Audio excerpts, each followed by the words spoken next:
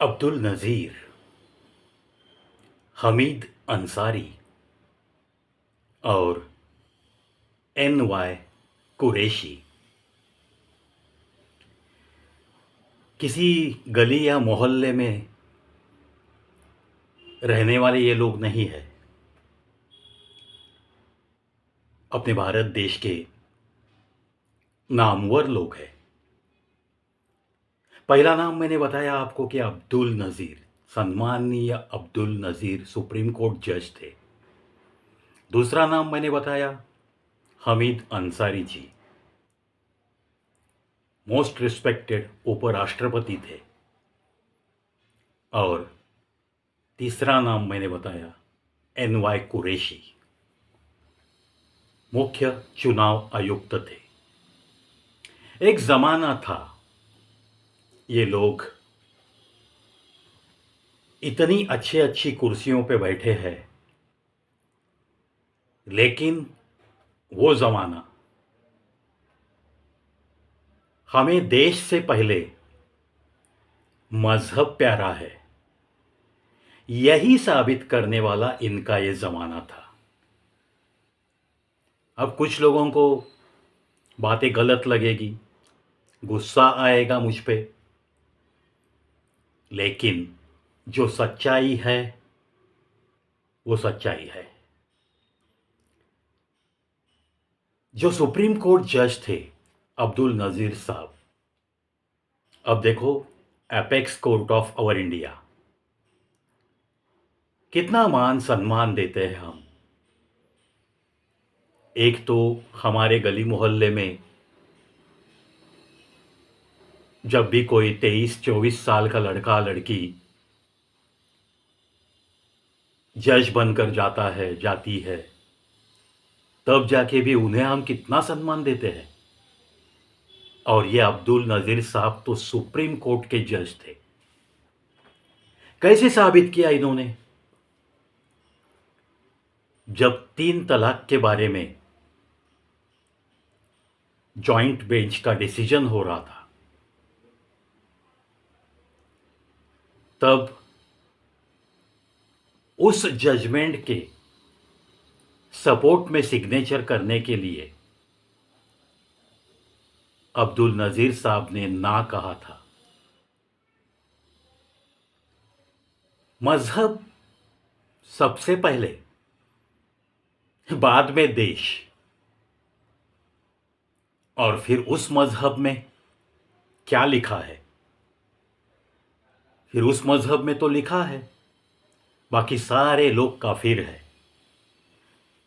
अगर ये पढ़े लिखे लोग भी मजहब को फर्स्ट प्रायोरिटी देते हैं, इसका सीधा सीधा मतलब ये है कि बाकी भी इनके ख्याल बिल्कुल वही है जो एक आम मुस्लिम आदमी के हो सकते हैं, जो एक 100% कुरान पे बिलीफ रख के रोज़ाना की ज़िंदगी जीना चाहता है। बिल्कुल उसके फुटिंग के बराबर इनके ख्यालात मिलते जुलते हैं, ऐसे ही मानना पड़ेगा।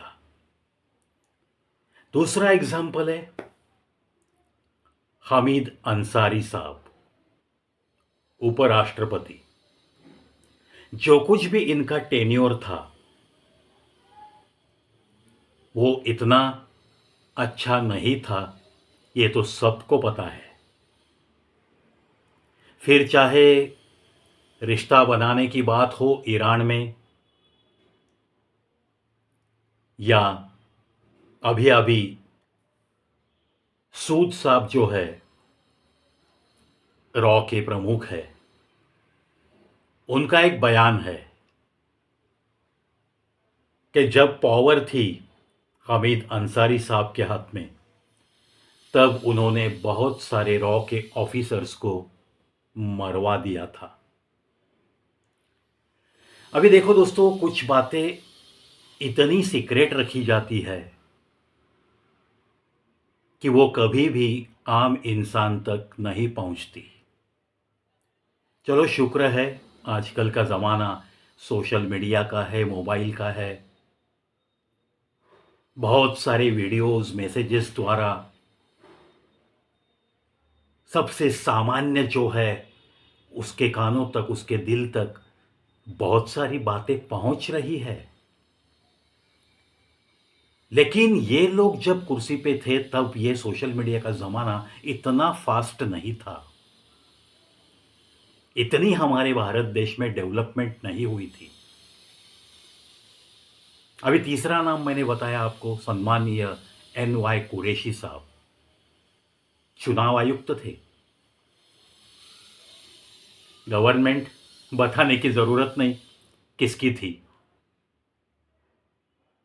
उसी टेन्योर के दौरान आज जो हम लोग बात करते हैं कि 5 करोड़ 7 करोड़ घुसपैठिया हमारे भारत देश में है, हर एक राज्य में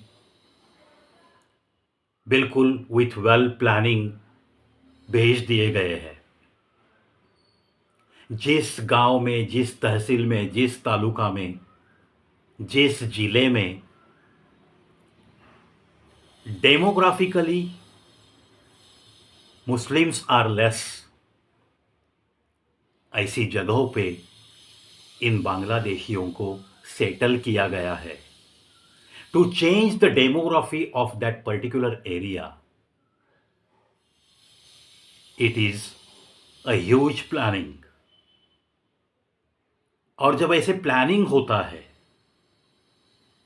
ये इंटरनेशनल लेवल से शुरू होता है और फिर वहां से इस देश में कौन है बड़ी बड़ी कुर्सियों पे, इसका जायजा लेकर प्लानिंग की जाती है।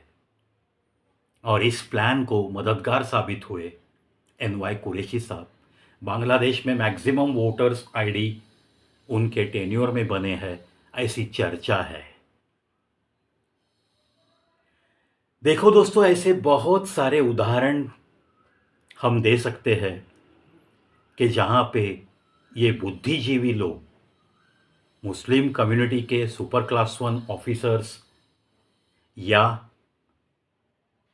सियासत का खेल खेलते खेलते ऊपर तक पहुंचे हुए कुछ लोग, इन लोगों ने इस देश से पहले मजहब को ही सलाम किया है।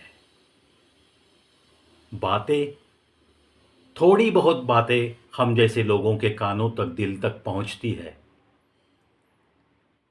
वैसे अगर निकालना चाहेंगे तो ऐसी बातों का खजाना निकलेगा। और एक एग्जाम्पल है, अगर एक शख्स इसी तरह से अगर बिहेव नहीं करता, एक शख्स का बर्ताव अगर कानून की चौकट में रह के अपनी कुर्सी की गरिमा, उसको इज्जत देते हुए अगर काम करता, तो शायद अफजल गुरु 3-3.5 साल पहले ही फांसी की सजा भुगतता। गए ना वो 3.5-3 साल, उनको बिरयानी खिलानी पड़ी ना, आपके और हमारे पैसों से। ये बातें हायर लेवल पे अगर ऐसी होती है तो सोचने वाली बात है कि लोअर लेवल पे कितना कुछ होता होगा। खैर, जो कुछ बातें हमारे दिल तक पहुंचती है, वही बातें ज़्यादा से ज़्यादा लोगों तक पहुंचाने की कोशिश, ये एक कलाकार का फर्ज इसी बहाने मैं तो करते रहता हूं, करते रहूंगा। जाते जाते ऐसी कुछ बातें आपके कानों तक पहुंचाना मैं उचित समझता हूं दोस्तों। और जाते जाते फिर एक बार मैं विनती करूंगा, to each and every qualified Muslim officer और a big politician from Muslim community, आपकी जो ये प्रायोरिटी देने का अंदाज है ना, मजहब पहले देश बाद में, हरगिज ऐसा नहीं करना चाहिए आपको। आपकी मेंटालिटी में थोड़ा बहुत सुधार लाने की सख्त ज़रूरत है। अगर इस देश की एकता और अखंडता को बरकरार रखना है, अगर इस देश की आप भी कोई तरक्की चाहते हो, तब जाके ऐसी वर्स्ट मेंटालिटी को आपको गंगा में बहाना पड़ेगा। सर्वतोपरि देश, सबसे पहले तिरंगा है हमारा, सबसे पहले ये भारत देश है हमारा। बाद में तुम चाहे किसी भी धर्म के हो, बाकी सारी बातें बाद में आनी चाहिए। ऐसी बात नहीं है कि सर्वतोपरि देश ये कहने का अधिकार, ये कहने का फर्ज या जिम्मा कहो, ये सिर्फ सैनिक लोगों ने ले लिया है। ऐसी बात नहीं है। ये दिल से, दिल में ऐसी चिंगारी उठनी चाहिए हर भारतीय के दिल में। हाँ, सबसे पहले ये देश है मेरा, और बाद में मेरा धर्म, मेरी जाति, मेरा वजूद, मेरा अस्तित्व, ये सब कुछ बाद में। मेरे सुख दुख, मेरी परेशानियां, मेरी उलझनें, ये कोई चीज़ मायने नहीं रखती। सबसे ऊंचाई पे जैसे तिरंगा लहराता है, वैसे ही सर्वतोपरि देश, यही हर किसी हिंदुस्तानी के दिल से आवाज़ आनी चाहिए। इन्हीं बातों के साथ आज के वीडियो में बस इतना ही, और आशा करेंगे उस अल्लाह को भी मैं मांगूंगा, उस भगवान को भी मांगूंगा, मैं उस जीसस से भी प्रार्थना करूंगा, और उस वाहे गुरु के सामने भी मैं नतमस्तक रहूंगा।